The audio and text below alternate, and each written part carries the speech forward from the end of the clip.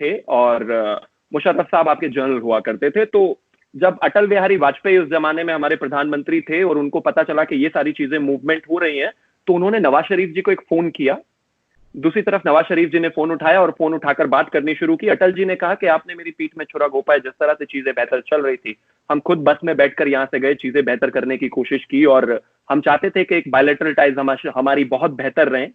तो उधर से नवाज शरीफ ने कहा कि नहीं, मुझे इसके बारे में कोई जानकारी नहीं है। अटल जी ने कहा कि मैं फोन किसी को देता हूं, शरीफ साहब एक बार आप बात कीजिए। तो जो दूसरे व्यक्ति अटल बिहारी वाजपेयी जी के साथ बैठे थे वो थे दिलीप कुमार, जिनका ओरिजिनल नाम है मोहम्मद यूसुफ। उन्होंने शरीफ साहब से कहा कि देखिए, आपने जो ये किया है, जब भी आप ऐसा कुछ करते हैं दूसरी तरफ से, तो मेरे जो देश के मेरे जो देश के मुसलमान हैं, उनको भी यहां बहुत तरह की परेशानियां फेस करनी पड़ती है। मैं एक छोटा सा रेफरेंस आपको इसलिए दे रहा हूं कि जब आप हिस्ट्री में जाएंगे तो देखेंगे, जब आप सीरीज ऑफ एविडेंसेस को कनेक्ट करने की कोशिश करेंगे तो आपको समझ में आएगा एक्चुअली गलती कहां है। मैं ये नहीं कहता कि आइदर इट्स ब्लैक और व्हाइट, मतलब कहीं ना कहीं ग्रे एक एरिया है, जाहिर है हमें उस पर काम करने की जरूरत है, लेकिन ऐसा नहीं है कि पॉलिटिकल विल अगर हो तो हम इसे ठीक नहीं कर सकते। मैंने शुरुआत में भी आपकी डिबेट शोज में हमेशा कहा है कि मेरी तरफ से मेरे देश के प्रधानमंत्री, जिनको आपके न्यूज चैनल्स पर क्या क्या दिखाया जाता है वो एक अलग बात है, लेकिन उन्होंने खुद कोशिश की, वो खुद एक शादी में पहुंच गए प्रधानमंत्री आवास पर और शादी में शामिल हुए। जाहिर है एक अनप्लान ट्रिप किया और ट्रिप के बाद एजेंडा ये होता है कि जब आप वर्ल्ड लीडर होने के साथ या फिर एक हेड ऑफ द स्टेट होने के साथ साथ अपना एक पर्सनल बॉन्डिंग बहुत बेहतर बना लेते हैं तो कंट्री के रिलेशनशिप बेहतर होंगे, इस बात की बहुत गुंजाइश होती है। लेकिन वैसा कुछ नहीं हुआ। उसका एक मेजर रीजन जो मैं आज मानता हूं वो ये कि टेररिज्म एक सबसे बड़ी प्रॉब्लम रही है। मैं कहता हूं कि जानता हूं कि अगली बार जो उधर से मेरे दोस्त बोलेंगे वो कहेंगे कि हम भी इससे सफर कर रहे हैं, सारी दुनिया इससे सफर कर रही है, लेकिन कहीं ना कहीं वो एक मेजर पॉइंट रहा है जिसको लेकर दो ही चीजें सबसे इंपॉर्टेंट रही, एक रहा कश्मीर और दूसरा रहा टेररिज्म। अगर हम दोनों पर शायद कहीं कॉमन मिनिमम प्रोग्राम बनाकर या जो भी करके उस चीज को आगे लेकर जाए, एटलीस्ट बात करें, कॉमन मिनिमम तो दूर की बात है, तो शायद चीजें बेहतर होंगी फ्यूचर में। जी अली, आप क्या कहेंगे? क्योंकि हमेशा से ये इल्जाम लगता रहा है पाकिस्तान के ऊपर, लेकिन पाकिस्तान तो खुद आपको मालूम है कि सबसे ज्यादा इसका शिकार रहा है टेररिज्म का। वो अभी जो त्यागी साहब ने एंटिसिपेट किया कि मैं ये जवाब दूंगा, देखिए नेचुरली इसका ये जवाब है, मगर ये कहते हैं ना कि two wrongs does not make one thing right. मतलब अगर हिंदुस्तान में दहशतगर्दी हो रही है और वो हिंदुस्तान कंप्लेन कर रहा है कि ये दहशतगर्दी हो रही है, टेररिज्म हो रहा है, और मैं कहूँगी हमारे यहाँ भी हो रहा है, तो फिर ये इसका जवाब नहीं है। हाँ, ये हो सकता है कि भाई आपके यहाँ जो टेररिज्म हो रहा है, जो हमारे यहाँ हो रहा है, आइए मिलके बात करते हैं इस पर और इसका कोई हल निकालते हैं। क्योंकि हमें ये लगता है कि जो हमारे यहाँ टेररिज्म हो रहा है वो भारत से स्पॉन्सर हो रहा है, और भारत को ये लगता है कि जो उनके यहाँ टेररिज्म हो रहा है उसमें पाकिस्तान का हाथ है। तो ये दोनों देशों को इस पर बात करनी चाहिए। हाँ, एक शिकायत कहने या यूं कहने के पड़ोसी होने के नाते मुझे ये गिला है कि इस इशू पर मजीद बात या मजीद चर्चा होनी चाहिए थी दोनों देशों के माबैन, एटलीस्ट सेक्रेटरी लेवल पर होनी चाहिए थी। पाकिस्तान में कई बार, अब ये पिछले कोई एक साल से तो ऐसा नहीं हुआ, but right after Imran Khan took office, उसके बाद कई दफा उन्होंने ये कोशिश की कि कम लेट्स टॉक। भारत की तरफ से उस पर जो है वो एक कोल्ड शोल्डर दिखाया गया। अगर हम इन इश्यूज पर बात कर लेते, बैठ जाते, तो शायद हल निकल आता। उसकी वजह यह है कि जरूरी नहीं है कि जिस तरह जो भारत का वर्जन है वो ठीक हो, कि जी ये अगर स्टेट स्पॉन्सर्ड टेररिज्म हो रहा है, और जरूरी नहीं कि पाकिस्तान का वर्जन भी जो है वो ठीक हो कि जनाब पूरे के पूरे पाकिस्तान में होने वाले टेररिज्म के पीछे Bharat as a state involve है। लेकिन कभी कभी आपकी स्टेट के अंदर भी आपके स्टेट जो ऑर्गन्स होते हैं, जो इंस्टीट्यूशंस होते हैं, उसमें भी कुछ ऐसे एक्टर्स होते हैं जो नॉन स्टेट एक्टर्स का किरदार निभा रहे होते हैं, जो स्टेट से बढ़कर, स्टेट से हटकर अपना काम कर रहे होते हैं। उनको रेन इन करने के लिए, लगाम डालने के लिए फिर स्टेट ही जो है वो सामने आती है।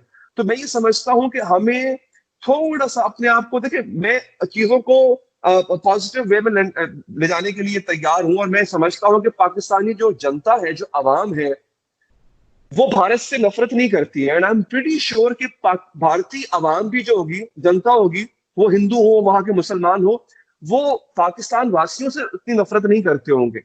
अगेन हमें आरजू, मैं आज के पॉइंट पे जरा जोर दूंगा, हमें दोनों तरफ का सच सामने लाना है। मैं छोटी सी बात कर दूं, और ये बात जो है वो शायद इससे बात आप त्यागी साहब भी एग्री करें। और ये बड़ी, मैं पाकिस्तान में बैठ के बहुत खतरनाक बात करने जा रहा हूँ, मुझे नहीं पता इस बात के बाद कॉन्सिक्वेंसेस क्या होंगे इस बात के। देखिए, अगर आपकी गली में, आपके पास त्यागी साहब कोई, आपने कोई गार्ड वार्ड रखा होगा, आपकी गली में कोई गार्ड वार्ड होगा जो पहरा देता होगा, चौकीदार होगा। मेरी गली में भी चौकीदार है, और आपके पास भी होगा। जिस दिन उस चौकीदार को इस बात का यकीन हो गया ना कि यहाँ पे अब चोर नहीं आएगा, और वो यकीन उसने आपको दिला दिया, तो उस चौकीदार की नौकरी खतरे में बढ़ जाएगी। वो हफ्ते बाद, महीने बाद, या 3 महीने के बाद हल्का सा आपको बताएगा जरूर कि मैंने यहां से एक दफा चोर को जाते देखा था। उस चौकीदार की चौकीदारी की जो नौकरी है वो उसी डर पे कायम है जो आपके अंदर बसा रहेगा। आप मेरा मतलब समझ गए होंगे, आई एम श्योर कि त्यागी साहब भी समझ गए होंगे। और मुझे लग रहा है अली, नेक्स्ट वीक आपने शो नहीं करना, मुझे भी गायब करवा दे। ये चौकीदार दोनों तरफ है, मैं आपको ये बता दूं। मैं इसमें सिर्फ पाकिस्तान की बात नहीं कर रहा हूँ, ये चौकीदार भारत में भी यही कर रहा है। भारत के चौकीदार में भी ये मसला है, पाकिस्तान में। आपको थोड़ा सा इस चौकीदार को भी यकीन दिलाना पड़ेगा कि भाई आपकी नौकरी खतरे में नहीं है, फिक्र मत करो, आपकी बंदूक हम नहीं लेंगे, आप अपने पास रखो, मगर आप जो है ना वो गली में चोर नहीं आएगा। बिल्कुल जी जी जी। त्यागी देखिए, सबसे पहले तो हैदर, मैं आपको एक चीज कहना चाहता हूं कि मैं नहीं चाहता कि पाकिस्तान में जो मैं 2-4 लोगों को जानता हूं उनको वहां से DGI-SPR उठा लें और कुछ ऐसा करा दे, फिर तो एक सिंगल पॉइंट ऑफ कांटेक्ट भी नहीं रह जाएगा। तो मैं कहता हूं कोई भी ऐसी स्टेटमेंट नहीं होनी चाहिए जो आपके लिए बहुत हार्मफुल हो। दूसरी बात, आपने कहा हम बात करें, बात हम जरूर करें, लेकिन कैसे करें? आप मुझे एक चीज बताइए। आप कहते हैं कि शिवम त्यागी मैं आपसे बात करना चाहता हूं, हम दोनों आके अक्रॉस द टेबल बैठे और आपने ले जला के पिस्टल बीच में रख दिया, और रखने के बाद आप बोलते हैं कि अब मैं बात करूंगा। आपको लगता है इससे बात हो सकती है? नहीं हो सकती। जब मैं पिस्टल कहता हूं, दैट मींस जब टेररिज्म ऑलरेडी वहां पर है, बात करना इम्पॉसिबल है। मैं छुरी लेकर अगर आपको गले लगाना चाहूं, आप लगोगे? नहीं लगोगे। आपको पता है आपको कमर में छुरी मारनी है तय, और अगर आप करेंगे तो बेवकूफी होगी, और हमारे साथ ऐसा हुआ है। मैं आपको 99 छोड़िए, बहुत पीछे के रेफरेंसेस दे सकता हूं, उसमें नहीं जाना चाहता, क्योंकि मैं चाहता हूं, आप भी चाहते हैं, सब चाहते हैं कि चीजें बेहतर हो। एक बात। दूसरा, आपने चौकीदार की बात कही, मैं चौकीदारी के रेफरेंस में भी आपको एक चीज कहना चाहता हूं। मेरे देश के जो प्रधानमंत्री हैं इस समय, अगर मैं उनकी लिस्ट ऑफ अचीवमेंट्स आपको अभी गिनाना शुरू करूं, मैं जब ऐसा कहता हूं तो इमरान खान को डिमीन नहीं कर रहा हूं, मैं सिर्फ अपनी कंट्री की बात कर रहा हूं। जब मैं उनकी लिस्ट ऑफ अचीवमेंट्स की बात आपको गिनाना शुरू करूं तो 500 साल से लेकर और 100, 50, 150 साल के कम से कम 50 से ज्यादा ऐसे मुद्दे हैं जिनको उन्होंने खत्म किया है। हमें पंचिंग बैग की तरह पाकिस्तान को इस्तेमाल करने की जरूरत नहीं है, ना मेरे प्रधानमंत्री को। प्रॉब्लम यह है कि वहां पर वाकई ही दिक्कत है। हम चाहते हैं कि वर्ल्ड लीडर बने, हम तो चाहते हैं कि हमारा इंटरनेशनल अफेयर बहुत बेहतर हो, हमारी डिप्लोमेटिक लेवल की जो बातें हैं वो बहुत बेहतर हो, हमारा यूरोपियन टेरिटरी में भी उतना ही असर हो, साउथ ईस्ट एशिया में भी उतना ही असर हो, पूरे एशिया में भी उतना ही असर हो, हम चाइना से भी उतना ही बेहतर करके चले। हम बाकी जो छोटी छोटी कंट्रीज हैं, चाहे वो मुस्लिम कंट्रीज हैं, चाहे कोई भी कंट्रीज हैं, हम उनसे भी बेहतर करें। Pakistan can not be the only agenda for India, but अगर बॉर्डर पर, LOC पर दिक्कत होगी तो कहीं ना कहीं बार बार पाकिस्तान की बात होगी ही होगी।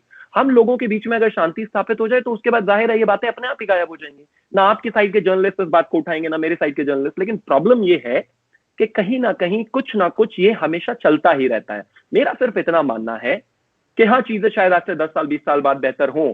एक जमाने में सोवियत यूनियन से बहुत सारी चीजें हमारी बेहतर हुआ करती थी, फिर उसके बाद थोड़ी इधर उधर हुआ, फिर चीजें बेहतर हुई। अमेरिका के साथ हमारे रिलेशनशिप हमेशा अप डाउन, और इंटरनेशनल लेवल पर जब हम रिलेशनशिप की बात करते हैं तो कोई भी बहुत ज्यादा परमानेंट नहीं होता, सीमेंटेड कुछ नहीं है।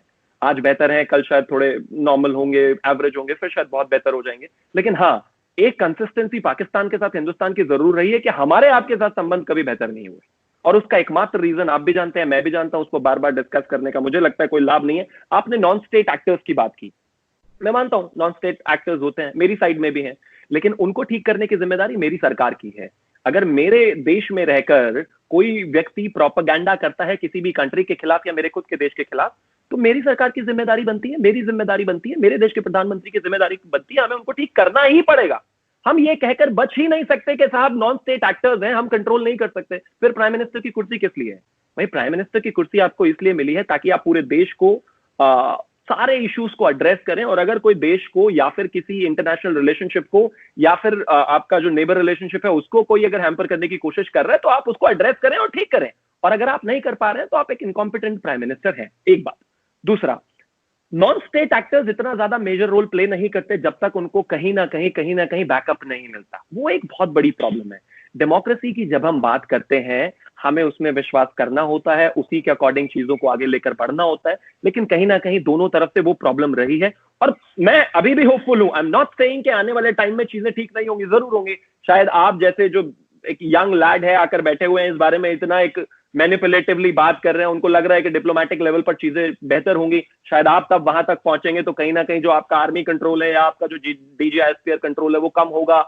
आप थोड़ा और ज्यादा वोकल होंगे डेमोक्रेसी को लेकर, आप शायद चीजें बेहतर करने की कोशिश करें, और इधर से भी फिर एक पहल होगी। आप अपने जो नॉन स्टेट एक्टर्स जिनकी आप बात कर रहे हैं उनको कंट्रोल करेंगे, जरूर चीजें ठीक होंगी। लेकिन उसके लिए एक राइट अप्रोच और पॉलिटिकल विल का होना बेहद जरूरी है। आप मुझे बताइए, जैसा कि मैंने शुरुआत में आपको कहा कि छुरी के साथ गले नहीं मिला जा सकता, वो अपने आप में बहुत प्रॉब्लमैटिक चीज है। जब आप उस चीज को कंट्रोल करने की कोशिश करें, मैं मान सकता हूं कि उससे आपको भी नुकसान हुआ है।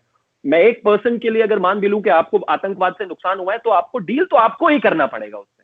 भाई हिंदुस्तान आपके देश में जाकर खात्मा नहीं कर सकता। वो अलग बात है कि हमने अभी करना शुरू कर दिया सर्जिकल स्ट्राइक और एयर स्ट्राइक के माध्यम से, लेकिन वो एक परमानेंट सोल्यूशन नहीं है। अल्टीमेटली आप ही को करना पड़ेगा। तो वो एक चीज है, जिस दिन वो ठीक हो गई अपने आप रिलेशनशिप ठीक हो जाएंगे। सबसे बेहतर हुए ही आपसे क्यों नहीं होंगे? भाई एक चीज बताइए, आप जितनी भी मुस्लिम बड़ी बड़ी कंट्रीज हैं उनके 5 हाईएस्ट ऑनर तो मेरे देश के प्रधानमंत्री को मिल चुके हैं। तो कहीं ना कहीं संबंध तो बेहतर हुआ है। मैं कहता हूं अगर आपकी तरफ से एक बेहतर पॉजिटिव शुरुआत होगी और सिर्फ दिखाने वाली नहीं, रियल में शुरुआत होगी, तो ऐसा नहीं है कि हमें कोई पड़ोसी को दुश्मन बनाने की जरूरत है। अटल जी ने कहा था कि हम अपने पड़ोसी नहीं बदल सकते, और हम इस बात पर मानते हैं। और अटल जी वो व्यक्ति थे इस देश के, वो प्रधानमंत्री थे, वो मेरी पार्टी के फाउंडर मेंबर थे जिनकी बातों पर और वैल्यूज पर